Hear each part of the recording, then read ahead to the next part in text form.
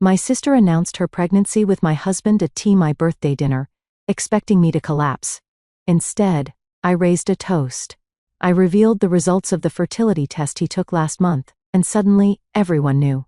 The thing about revenge is that it tastes better when served with a smile. That's what I kept telling myself as I sat at the head of the table in LeBlanc, surrounded by the people I thought I could trust most in the world. My name is Andrea, and this was supposed to be my 30th birthday dinner. The crystal glasses caught the light just so, making the expensive champagne sparkle like tiny stars. My husband René's hand rested possessively on my shoulder as he raised his glass.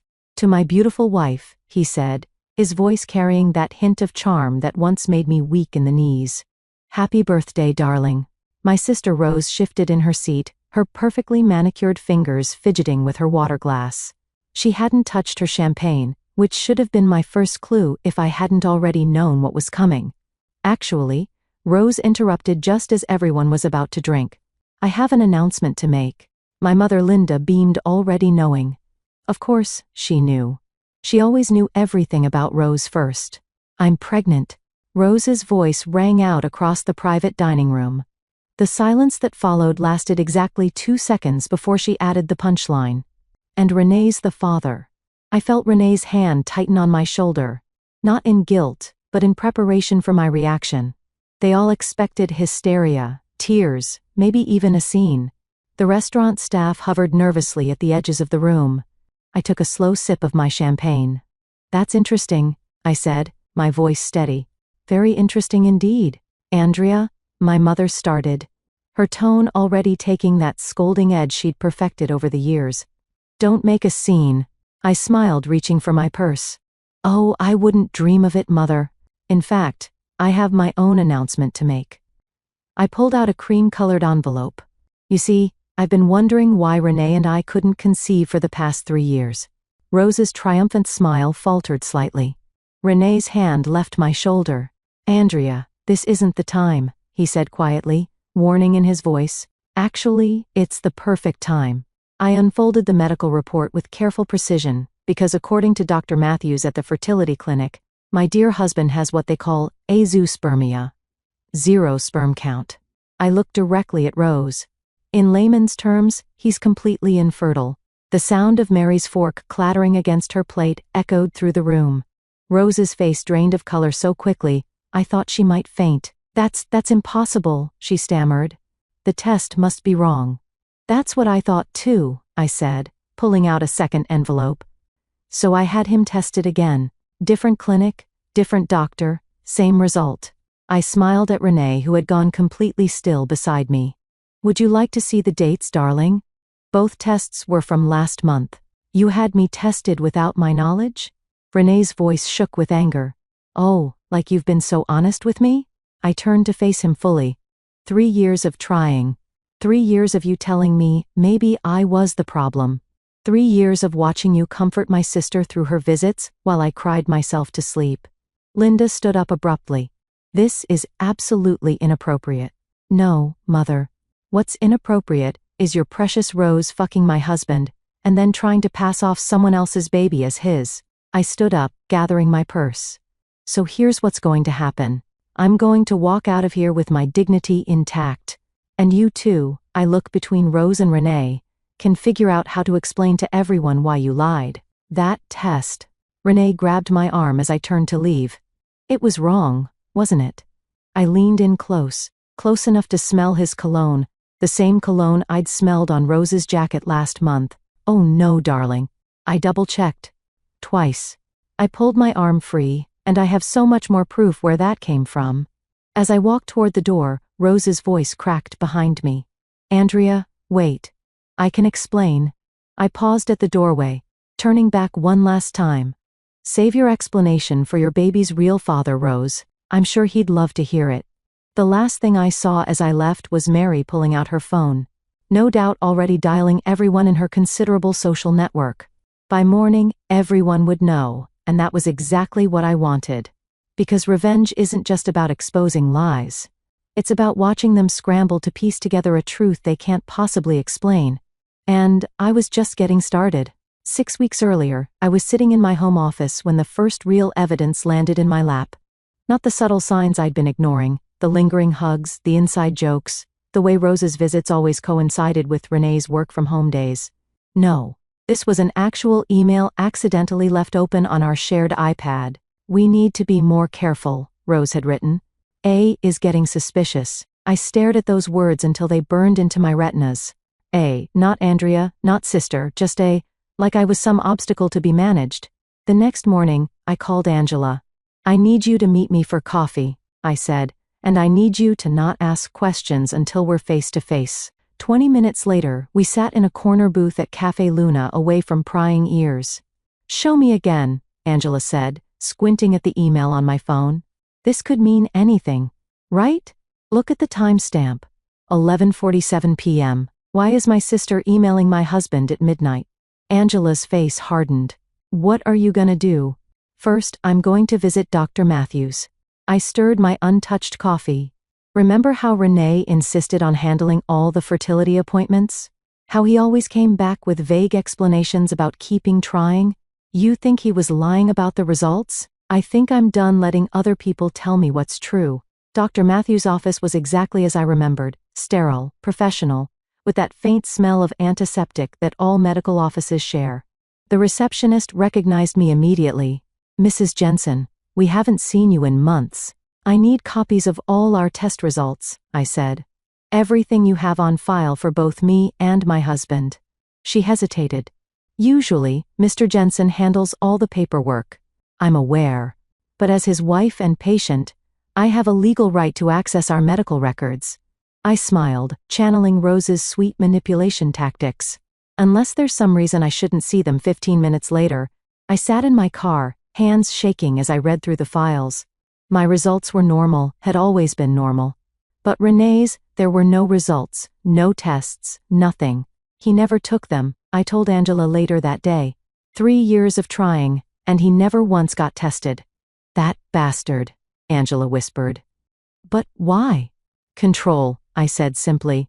As long as we were trying, he had an excuse for everything. My depression, just hormone treatments. My suspicions, baby stress. My isolation, doctor's orders to avoid stress. I pulled out my planner, the one Renee always teased me about keeping instead of using my phone. So I made an appointment, told him it was a romantic dinner, had him drink champagne laced with sleeping pills. Angela's eyes widened. "Andrea, don't worry, perfectly safe dose. Just enough to make him sleep deeply while the clinic ran their tests." That's when I got the first results. And the second test, same method, different clinic. I needed to be sure. I closed my planner, but that's not even the interesting part. Last week, I saw Rose at the same fertility clinic. She was leaving just as I arrived for the second test results. Angela leaned forward. "You think she's actually pregnant?" "Oh, I know she is. She's been avoiding wine at family dinners, making excuses about antibiotics." I pulled out my phone showing Angela a series of photos. "She's also been meeting someone, not Renee." The photo showed Rose outside a cafe, then getting into a car. The driver's face was clear in one shot, a handsome man with dark hair. "His name is Ricky," I said. "Her ex from college. I found him on social media. They've been liking each other's posts for months. So the baby might not be Renee's at all. She's probably using their affair to trap him. Make him leave me." I laughed, but there was no humor in it. The irony is, she doesn't know he can't father children. He's been lying to her too. Angela reached across the table, squeezing my hand. "What's your plan?" I pulled out an invitation, cream-colored, elegant. "My birthday dinner. I'm going to let them make their grand announcement. Let them think they've won." My voice was steady, cold, "and then I'm going to destroy everything they thought they knew." "Andrea," Angela said softly, "this isn't just revenge. This is nuclear." I met her eyes. "They didn't just betray me, Angela. They made me doubt my sanity, my worth, my ability to be a mother." I tucked the invitation back into my bag. "I don't just want revenge. I want implications, destruction, accountability. And after?" "After?" I smiled, thinking of the apartment I'd already leased, the lawyer I'd contacted, the evidence I'd gathered. "After, I'm going to build a life so good they'll choke on the ashes of what they lost." The restaurant erupted into chaos after I left. Through the glass doors, I heard Rose's shrill voice. She's lying. She has to be lying. I made it halfway to my car before Mary caught up with me, her heels clicking rapidly on the pavement. Andrea, wait. She grabbed my elbow, her voice low. I always thought something was off about Rose. The way she'd hang around Renee's office parties. Always touching his arm, laughing too loud at his jokes. You knew? I suspected, but I didn't want to see it. Mary glanced back at the restaurant. What are you gonna do now? Now? I'm going home to pack a bag. When I pulled into our driveway, Renee's car was already there. I found him pacing in the kitchen, phone in hand. Where have you been? I've called you 6 times. I walked past him to the bedroom, pulling out the suitcase I'd hidden in the back of my closet weeks ago. Andrea, stop. We need to talk about this. He followed me, hovering in the doorway. That test. There must be some mistake. We can get another opinion. 3 years, I said, not looking at him as I packed. 3 years of watching me blame myself, take medications, go to therapy, all while you were fucking my sister. It wasn't like that. Then what was it like? I finally turned to face him. Explain it to me, Renee. Explain how you could watch me cry every month when my period came, knowing you couldn't get me pregnant even if you wanted to. His phone buzzed. Rose's face flashed on the screen. You should answer that, I said, zipping up my suitcase. Sounds like your girlfriend needs you. Where are you going? Away from you. My phone vibrated as I drove. Rose had sent a series of messages. We need to stick to our story. She's bluffing. Answer me. You're ruining everything. I turned off my phone and drove to Angela's house. She was waiting on her porch with a bottle of wine and 2 glasses. Mary called, she said as I sat down. Apparently, Rose had a complete meltdown after you left. Started screaming about how you've always been jealous of her. I took a long sip of wine. Remember 2 months ago when I said I saw Rose at the fertility clinic? Yeah, I did more than just see her. I pulled out my phone and opened a photo. I followed her inside. The image showed Rose talking to a nurse, her hand resting on her still flat stomach. She was there for a prenatal appointment, I said. But get this, she used her old insurance card, the one from when she was still with Ricky. Angela's eyes widened. Her ex? The same ex she's been secretly meeting for coffee. I showed her another photo, Rose and Ricky outside a cafe, his hand on her lower back. I found his profile. He's been posting cryptic messages about second chances and unexpected blessings. Holy shit. Angela grabbed her laptop. Let me look him up. While she typed, my phone lit up with a text from Mary. Renee's telling everyone you're having a mental breakdown. Rose is backing him up. Found him. Angela turned the screen toward me. Look at his social media. There it was. A hidden folder on Ricky's profile. Photos of him and Rose from various dates over the past few months, carefully untagged, but not deleted. The timestamps, Angela pointed out. These are from right around when she would have gotten pregnant. My phone buzzed again. This time it was my mother. Andrea, she said when I answered, her voice tight with anger. What you did tonight was unforgivable. What I did? What about what Rose did? She's your sister, and now she's carrying your husband's child. I cut her off with a laugh. No, mother. She's carrying someone else's child and trying to pass it off as Renee's. But don't worry. I'm sure that won't affect her status as your perfect daughter. You've always been jealous of her. No, I said quietly. I've always been your scapegoat, but not anymore. I hung up as Angela discovered something else. A comment Ricky had left on one of Rose's photos from a holiday party 4 months ago. Best night of my life. Andrea? Angela said slowly. You need to talk to him. I nodded, already composing an email. Oh, I plan to. But first I need to make a few calls, starting with Renee's company. What are you going to tell them? I smiled, thinking of the financial documents I discovered while searching for evidence of the affair. The truth that their VP of finance has been falsifying reports, and that's just the beginning. Because revenge isn't just about exposing lies. It's about pulling every thread until the whole tapestry unravels. I met Ricky at a quiet coffee shop downtown, far from my usual haunts. He was already there when I arrived, fidgeting with a paper cup, looking exactly like his photos, handsome in that boy next door way that Rose had always preferred. Thanks for meeting me, I said, sliding into the seat across from him. I'm Andrea, Rose's sister. He wouldn't meet my eyes. Look, I'm not sure what this is about. I think you know exactly what this is about.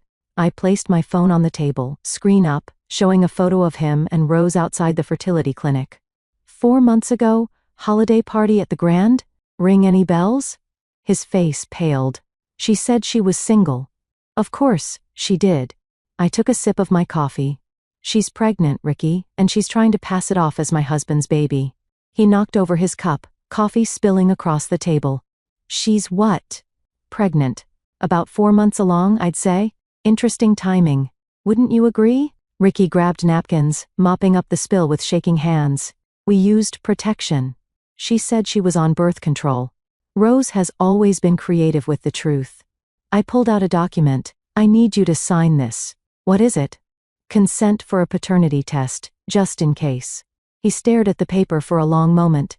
If I sign this, Rose will know I talked to you. Rose is already going to lose everything, I said quietly. The question is, do you want to know the truth? He signed. Meanwhile, across town, Renee's carefully constructed world was crumbling. His assistant forwarded me an email chain. His colleagues were avoiding him. His boss was reconsidering his position, and the board had called an emergency meeting. I'd sent them an anonymous tip about the falsified reports, along with copies of his fertility tests and a carefully worded suggestion about trustworthiness. My phone buzzed with a text from Angela. Rose just showed up at your mom's house. Full waterworks. I drove there, parking across the street. Through the living room window, I could see Rose sobbing on the couch, my mother patting her hand, the perfect victim as always. I walked in without knocking. How dare you? Rose sprang up, mascara streaking her cheeks. You're trying to ruin my life. You ruined your own life, I said calmly. I'm just exposing the truth. Truth? My mother stood up. The truth is, you're trying to hurt your sister because you couldn't keep your husband happy. Really, Mother? That's your take?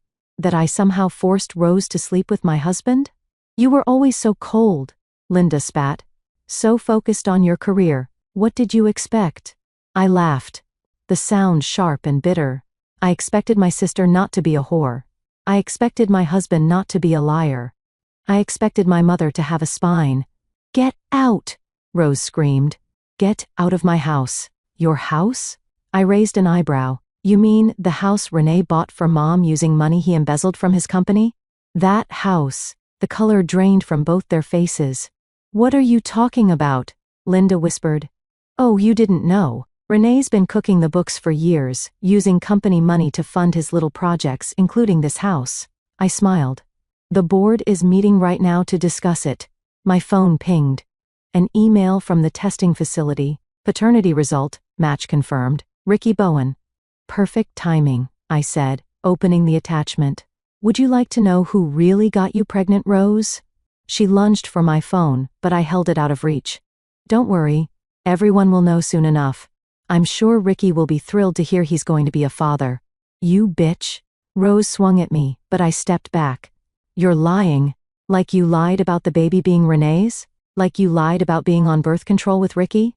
Like you've been lying your entire life? Linda grabbed my arm. Stop this. Stop it right now. I pulled free. No, Mother. I'm done stopping. I'm done being quiet. I'm done watching Rose destroy everything she touches while you clean up her messes. I'll deny it, Rose said, her voice shaking. No one will believe you. They already do. I headed for the door, pausing in the doorway. By the way, Renee's company just called. They're freezing all his assets, including this house. You might want to start packing. As I walked to my car, I could hear Rose's screams through the open window. But for the first time in my life, they didn't make me feel guilty. They made me feel free. The family brunch was my idea. I sent out a group text suggesting we all meet to talk things through civilly. Angela thought I was crazy, but she didn't see my smile when everyone agreed. I chose the country club, neutral territory with plenty of witnesses. More importantly, it had an excellent audio-visual system for presentations. Rose arrived first wearing a flowing dress that highlighted her small baby bump. She'd clearly been crying, but her chin was lifted in defiance. I'm only here because Mom insisted, she said, sliding into her seat. Of course you are.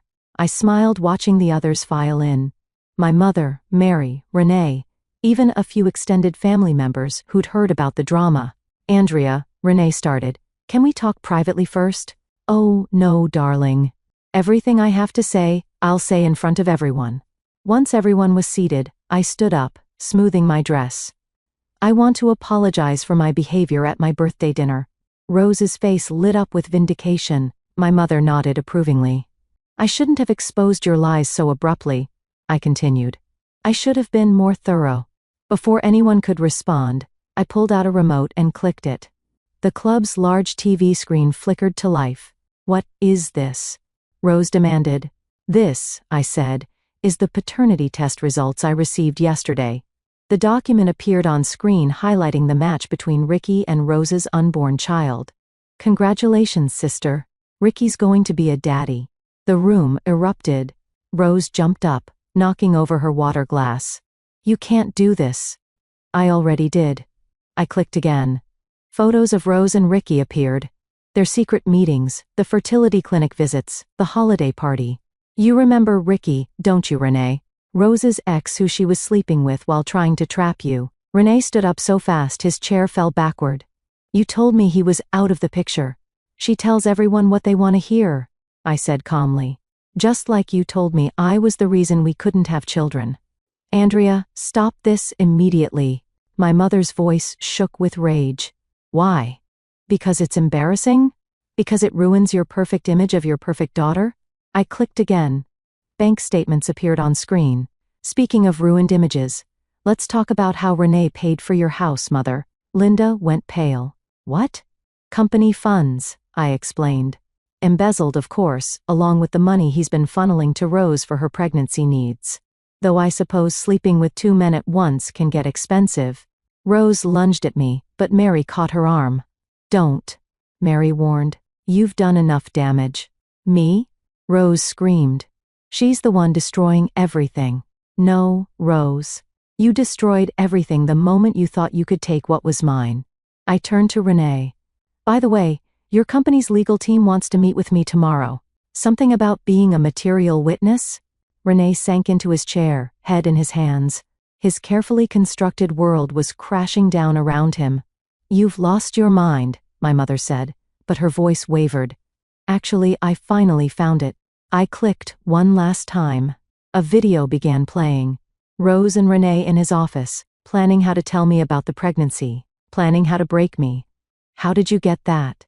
Renee demanded. You really should change your email password, darling, and check your office for recording devices. I gathered my purse. Oh, and Rose? Ricky's lawyer will be contacting you.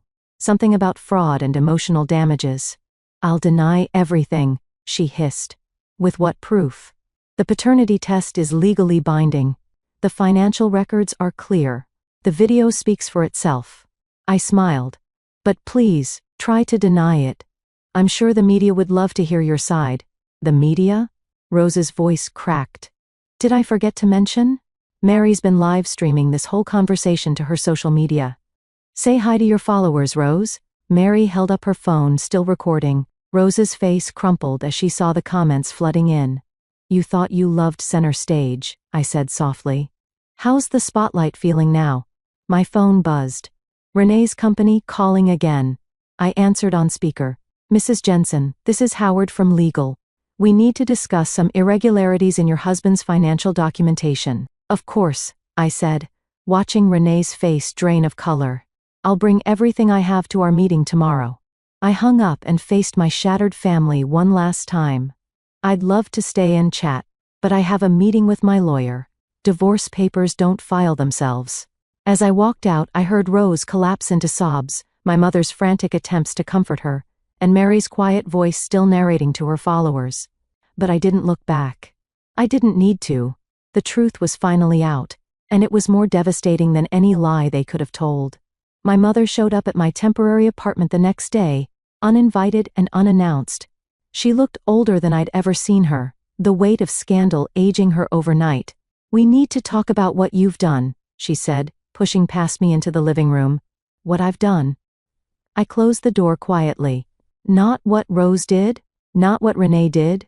I always feared you'd inherit your father's coldness.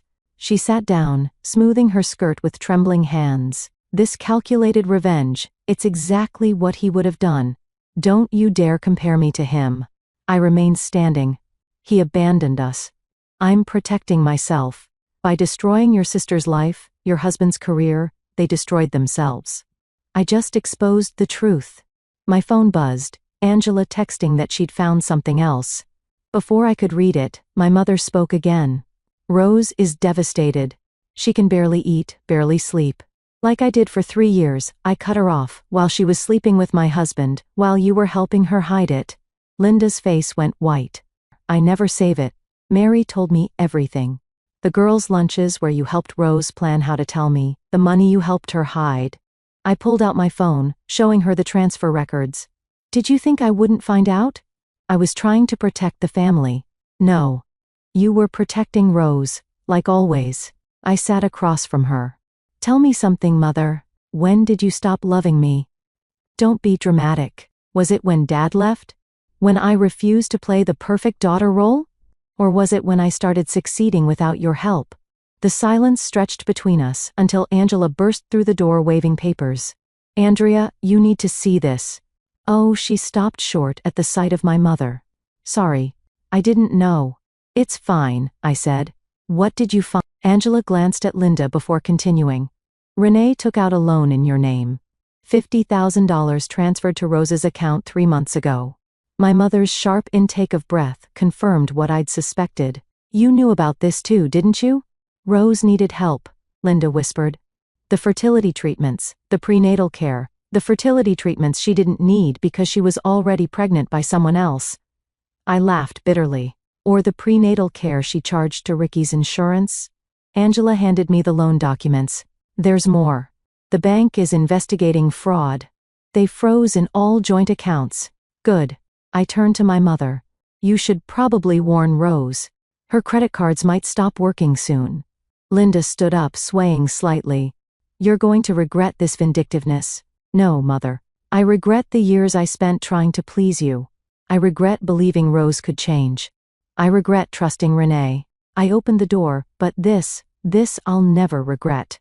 After she left, Angela poured us both a glass of wine. You okay? I stared at the loan documents, feeling the weight of years of deception. No. But I will be. My phone rang. Rylan, my lawyer. Andrea, we need to meet now. An hour later, I sat in his office listening as he laid out the extent of Renee's financial fraud. It's worse than we thought, Rylan said, spreading documents across his desk. He's been embezzling for years, using company funds for personal expenses, falsifying reports, and the loan he took out in my name. We can prove fraud. Your signature was forged. He leaned back. The company wants to press charges. They're asking for your cooperation. I thought about Renee's smug face every time he dismissed my concerns, about Rose's triumphant smile at my birthday dinner, about my mother's constant defense of their betrayal. What do you need from me? Everything. Emails, texts, financial records. Rylan smiled grimly. They want to make an example of him. Good. I pulled out a USB drive because I have everything. That night, alone in my apartment, I finally broke down. Not over losing Renee. That pain had dulled to nothing more than wounded pride. Not over Rose's betrayal. I'd always known she was capable of it. No. I cried for the years I'd wasted trying to be the perfect daughter, wife, sister, for the family I thought I had, for the life I'd built on lies. My phone lit up with a text from Angela. Turn on the news. There it was. Renee's company announcing an internal investigation into financial fraud. Rose's social media accounts going dark after a flood of negative comments. My mother's country club membership being reviewed due to recent events. The carefully constructed facade was crumbling, and beneath it lay the ugly truth. They had all chosen their roles in this drama. Now they had to face the consequences of their performance. The security alarm woke me at 3 a.m. I was already reaching for my phone when I heard glass breaking downstairs. Andrea, Renee's voice slurred in angry. I know you're here. I pressed the emergency button on my phone, the one Rylan had insisted I install after filing the restraining order. Then, I called Angela. He's here, I whispered. Renee broke in. Police are on their way, she said. Don't engage. Stay in your room. But Renee was already stumbling up the stairs, his footsteps heavy and uneven. You ruined everything, he shouted. My job, my reputation, your ability to steal money? I called back, grabbing the baseball bat I'd started keeping by my bed. Your chance to play happy families with my sister? He appeared in my doorway, disheveled and reeking of alcohol. You think you're so smart, he sneered. But you're just a cold, bitter woman who couldn't keep her husband happy, and you're just a pathetic thief who couldn't keep it in his pants. I held the bat ready. Get out before the police arrive.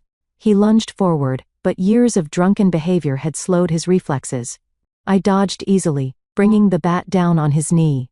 He howled in pain, crumpling to the floor just as police sirens wailed outside. You broke the restraining order, I said calmly, watching him writhe. That's going to look great in court. The police burst in moments later, weapons drawn. Renee was still cursing as they cuffed him, reading him his rights over his drunken protests. You'll want to add breaking and entering to the charges, I told the officers, pointing to my security cameras. I have it all on video. The next morning, Angela arrived with coffee and news. Rose's influencer status is tanking. She's lost half her followers overnight. How tragic, I said, scrolling through the headlines. Maternity queen Rose Holland exposed in family scandal was trending. She's been trying to damage control, Angela continued, claiming it was all a misunderstanding that you're mentally unstable. Is that why she's been hiding from Ricky's lawyers? I showed her an email from Rylan. They're filing a civil suit. Apparently, lying about paternity for financial gain is frowned upon. My phone buzzed. A text from Mary. Rose just tried to get into the country club. They revoked her membership. She had a meltdown in the lobby. Your sister always did love an audience, Angela said. Speaking of audiences, I pulled up a local news website. Renee's arrest was front-page news, complete with his mugshot and details of the financial investigation. Have you heard from your mother? She's been calling non-stop. I showed her my blocked calls list. Probably wants me to drop the charges against Renee. Save the family name. Some family? I decided to end this chapter where it began. At the cafe where I'd first seen Rose meeting Ricky. She was already there when I arrived, looking smaller somehow, her designer clothes replaced with plain maternity wear. Come to gloat? She asked as I sat down. No. I came to give you this. I handed her a gift bag. She opened it cautiously, pulling out a pacifier wrapped in newspaper clippings about her scandal. Her face crumpled. Why are you doing this to me? Because you need to understand something, Rose. I leaned forward. This isn't about revenge anymore. It's about consequences. Every choice you made, every lie you told led to this moment. I never meant yes. You did. You meant to steal my husband. You meant to pass off another man's child as his. You meant to destroy my life. I stood up. But here's the thing about destruction, Rose. Sometimes it rebounds. I hate you, she whispered, tears streaming down her face. No. You hate yourself, and that's not my problem anymore. I dropped a manila envelope on the table. By the way, Ricky's lawyers asked me to give you this. They're seeking full custody once the baby's born. Her sob followed me out of the cafe. But I didn't look back. I didn't need to see her pain to know it was real. My phone buzzed one last time. A message from Rylan. Renee's pleading guilty to all charges. The company wants to settle. 7 figures. I smiled, thinking of the new life waiting for me. The freedom I'd fought for. The peace I'd finally found. Because sometimes the best revenge isn't just exposing the truth. It's watching karma do its work while you walk away clean. The moving truck pulled away from my new apartment, leaving me alone in a space that was finally completely mine. Sunlight streamed through floor-to-ceiling windows, warming the hardwood floors. No traces of Renee.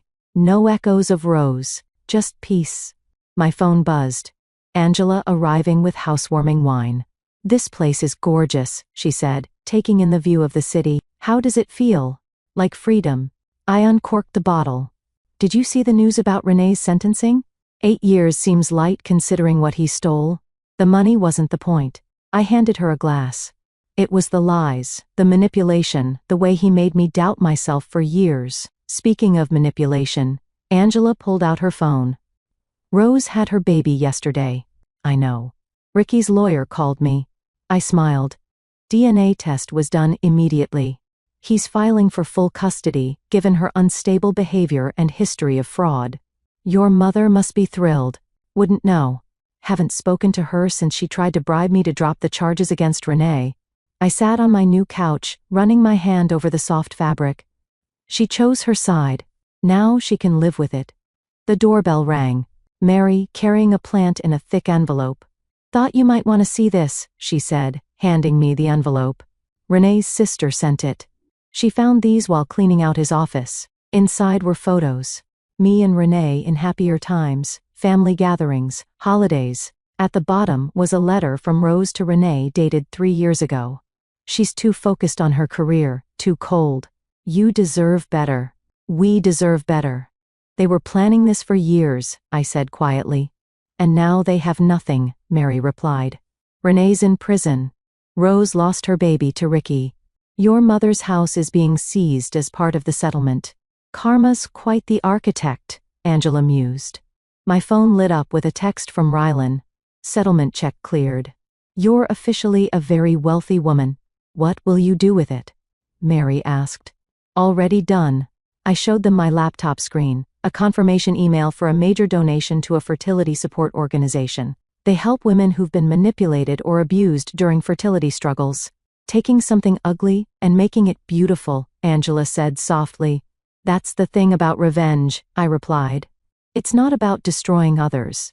It's about rebuilding yourself. The doorbell rang again. This time, it was a delivery. A large package from the fertility clinic where I'd first discovered Renee's lies.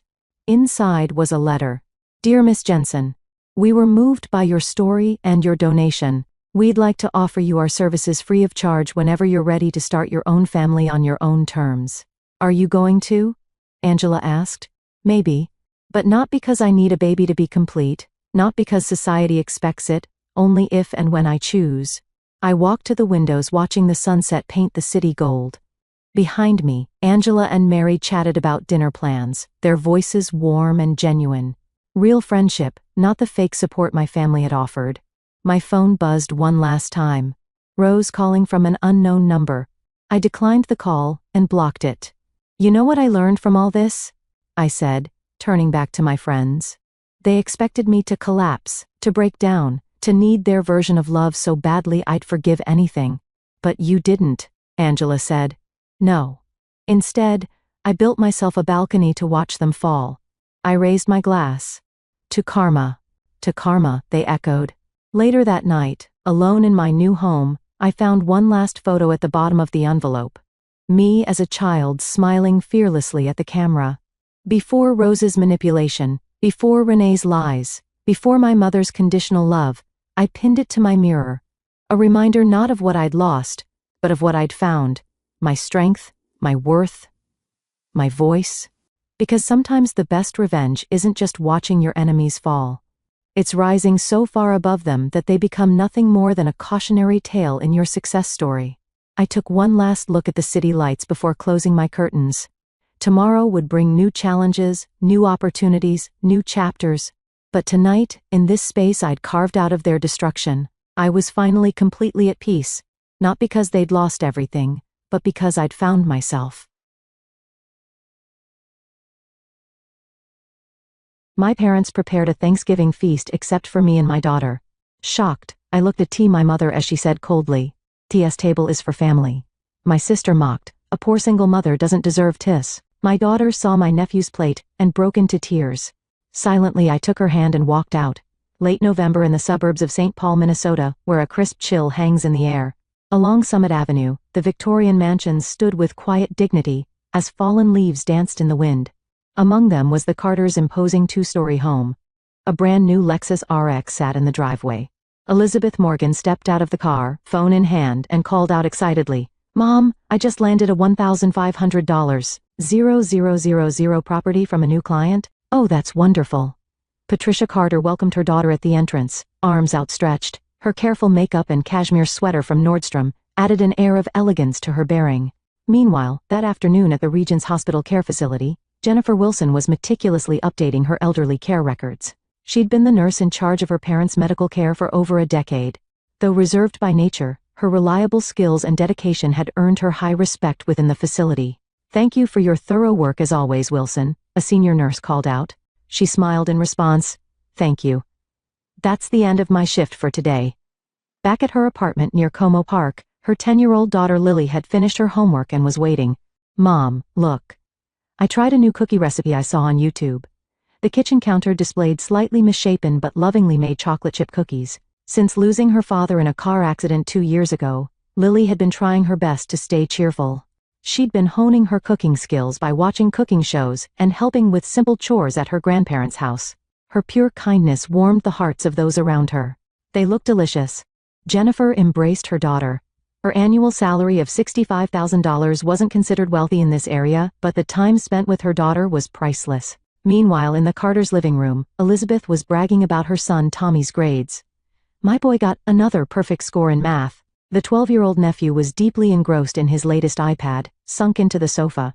That day too, Robert Carter sat silently reading his newspaper. The former high school teacher had recently begun rereading the same articles multiple times. Everyone noticed the early signs of mild dementia but chose not to mention it. Despite needing hospital visits 3 times a week for diabetes and high blood pressure, Patricia was desperate to maintain appearances with the neighbors. "Elizabeth, let's make this Thanksgiving extra special. I've ordered a butterball turkey." Though the Carters appeared affluent on the surface, they were actually deeply in debt due to rising medical and living costs. Jennifer sensed this reality, but the gulf between the sisters had grown too wide for anyone to bridge. At dusk, Lily showed a handmade card she created at her grandparents' house. "I'm going to give this to Grandma at Thanksgiving." Simple drawings and words conveyed pure love. On Thanksgiving Day, Jennifer's car slowly pulled up in front of the Carter mansion. In the passenger seat, Lily carefully cradled a homemade pumpkin pie. "Mom, do you think Grandma and Grandpa will like it?" Lily's voice mixed with hope and anxiety. "Of course they will. You put so much love into making it," Jennifer encouraged her daughter while gazing at the row of luxury cars parked out front. The scene unavoidably highlighted the difference between the sisters' worlds. As they got out of the car, a cold north wind brushed their cheeks. Lily took out the car to accompany her pie. She had worked hard on the pumpkin pie since the previous day, following a Betty Crocker recipe book. She'd carefully measured the spices, checking YouTube tutorials multiple times. The card read, "To my beloved Grandma and Grandpa," in careful handwriting. When they rang the doorbell, a maid greeted them. "Please come in." Her manner was polite, but somehow cold. The moment Jennifer stepped into the living room, she felt something was off. Williams-Sonoma tablecloths and Pottery Barn fine china were arranged perfectly on the table. The space was decorated with Martha Stewart-style elegance, looking like it came straight from an interior design magazine. At the center sat an expensive butterball turkey. Green bean casserole, sweet potato casserole, elaborate cranberry sauce, and bottles of fine wine were arranged around it. However, the table was only set for 8 people. "Grandma?" Lily tried to run over innocently. That's when Patricia gave her a cold look. "Jennifer, we have special guests today. Important clients from Elizabeth's real estate business." Her voice lacked the warmth of the mother she once knew.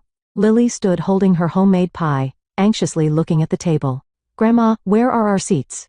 The air froze in that moment. Patricia looked down at Lily from her height and coldly declared, "These seats are for family." Elizabeth added with a smirk, "It wouldn't be appropriate for poor people from a single-parent household. Having people like you at dinner would be disrespectful to our clients." The relatives gathered in the living room all averted their eyes. No one dared to challenge these cruel words. In front of 12-year-old Tommy sat what appeared to be a specially prepared children's dinner set.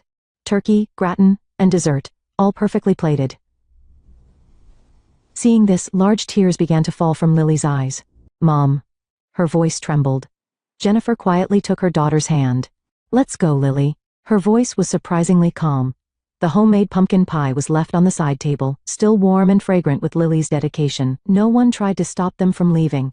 The sound of the heavy door closing echoed quietly. Outside, the sun was already starting to set. Once in the car, Jennifer held Lily tightly. "I'm sorry, Lily. This is Mommy's fault." "Mom, did I do something wrong?" Lily's question made Jennifer's heart ache. "No, sweetheart. You didn't do anything wrong. You're a wonderful daughter." The ginkgo trees along Summit Avenue glowed like fire in the setting sun. As the Honda CR-V slowly pulled away, the image of her childhood home in the rearview mirror felt somehow like a stranger's house. The car was quiet. Soft Christmas songs playing on the radio hinted at the cold season ahead.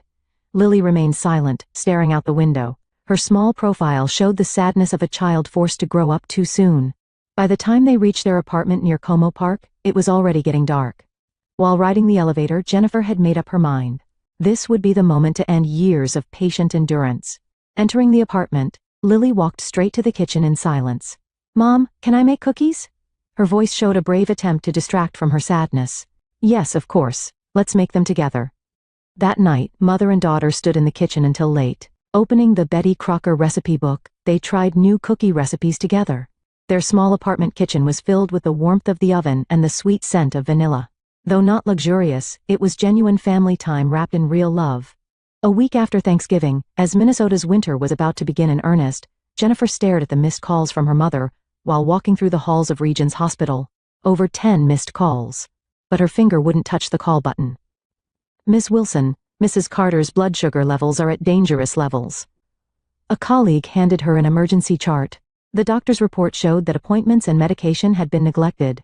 "I'm concerned about your mother's condition. She's been canceling appointments since last week," the doctor frowned as he explained.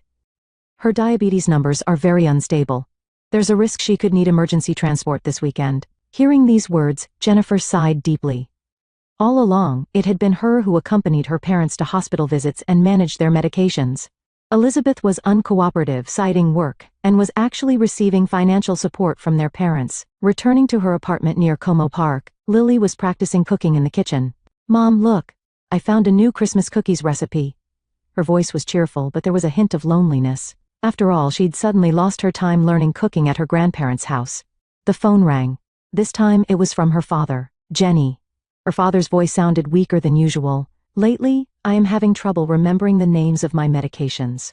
That night, Jennifer couldn't sleep. Through her work at the care facility, she was well acquainted with the progression of dementia. Her father's symptoms were clearly showing signs of worsening. The next day she ran into Elizabeth at the church community center. "Looks tough," Elizabeth said mockingly, clutching her expensive designer bag. "But you're the one who abandoned our parents." "Abandoned?" Jennifer's voice shook. "Who do you think has been managing their medical care for the past 10 years? Well, that's your job, isn't it?" "You're a nurse," Elizabeth shrugged. "I have my own life. As a luxury real estate agent, I have to maintain certain appearances." Those words filled Jennifer with intense anger. But even more than that, a deep sadness welled up inside her. The gulf between the sisters had become too wide to bridge. A week later, Patricia was rushed to the emergency room. "Her blood sugar levels have risen to dangerous levels," the emergency room doctor explained. "Who has been managing her medications until now?" "My sister," Elizabeth started to say, then swallowed her words. At that moment, in a corner of the hospital room, Robert was repeatedly asking the same question. "Patty, what day is it? Patty, what day is it?" His dementia symptoms had suddenly worsened with the stress. The next day, there was a meeting with a social worker. "Home care is no longer feasible in this situation," the social worker explained quietly. 24-hour professional care will be necessary. "But such expenses," Elizabeth's voice rose. "Insurance coverage is limited," the social worker continued. "The family will need to share the costs." At these words, Elizabeth's expression clouded. Her glamorous life as a luxury real estate agent was actually built on debt.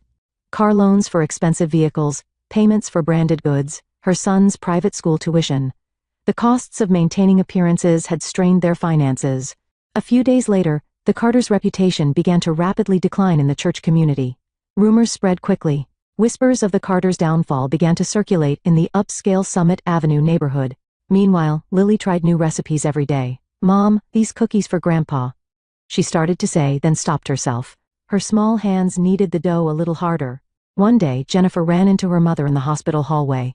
"Jenny," Patricia's voice had lost its former dignity, "I wanted to see you." That day, Patricia struggled with her words. "I was wrong." In that moment, something hot welled up in Jennifer's chest. But this wasn't a wound that could be easily healed. The pain of seeing Lily's tears was still too fresh. "Mom, let's talk about Dad's care." Jennifer regained her professional composure as a nurse. "But first, there's something I need you to understand." Outside, a cold wind had begun to blow, announcing the arrival of Minnesota's harsh winter. But it was also the beginning of a season of change for this family. Looking at the snowy landscape of Como Park, Jennifer quietly strengthened her resolve. Not to give in to hatred or anger, but to do what she could now to protect those she loved. That night, Lily baked cookies with a special recipe. "Mom, I added the vanilla scent that Grandma likes." Jennifer hugged her daughter. Sometimes pure kindness has the power to heal the deepest wounds. No one knew what the long winter ahead would bring to this family. There was only one thing certain, that love sometimes heals us in the most unexpected ways. The scent of vanilla wafting through the kitchen quietly spoke this truth. Christmas Eve morning, heavy snow began falling in St. Paul. The weather forecast warned of the most severe cold wave in a decade. Around 10 a.m., as the bells of the Cathedral of St. Paul rang, Jennifer's phone rang. "Your father left the house." Patricia's distressed voice rang out. "He said he was going to buy Lily's cookies? What? In this weather?" Jennifer's spine froze. "When did he leave?"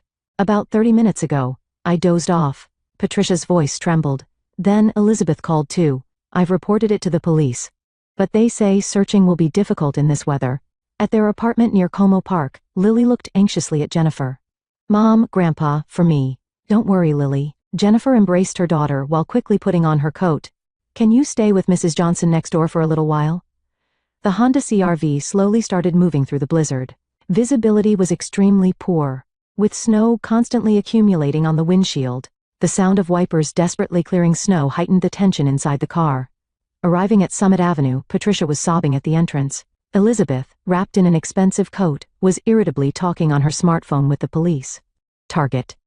"Dad's been saying lately that he often goes to Target," Elizabeth said, hanging up her phone. "No," Jennifer quietly answered. "Dad goes to the old bakery Lily loves. She's been studying how to make their cookies." The three began searching in the blizzard. Elizabeth's Lexus got stuck on an unplowed road. There's no way that old bakery would be open in this weather. She couldn't hide her irritation. Meanwhile, Jennifer recalled her father's habits. As a former teacher, he always walked the same route through town. She mapped out the shortest route to the old bakery in her mind. Then, a call came from Regent's Hospital.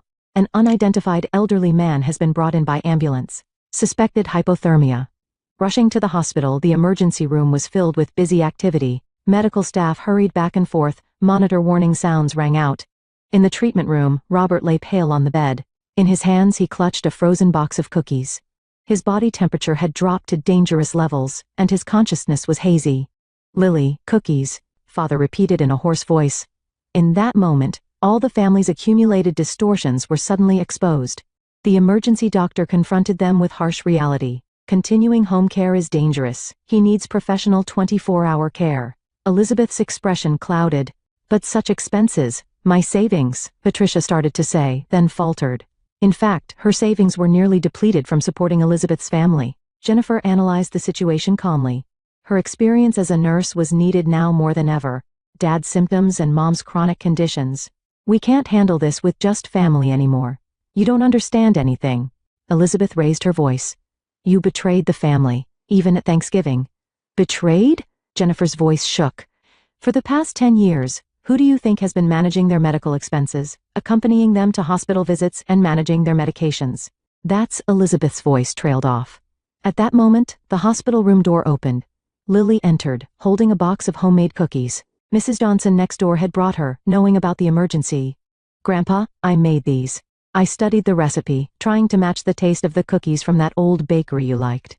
At those words, the atmosphere in the room changed. Lily gently took her grandfather's hand and offered the cookies. The scent of vanilla quietly filled the room. Robert's consciousness slowly began to return. "Lily, thank you."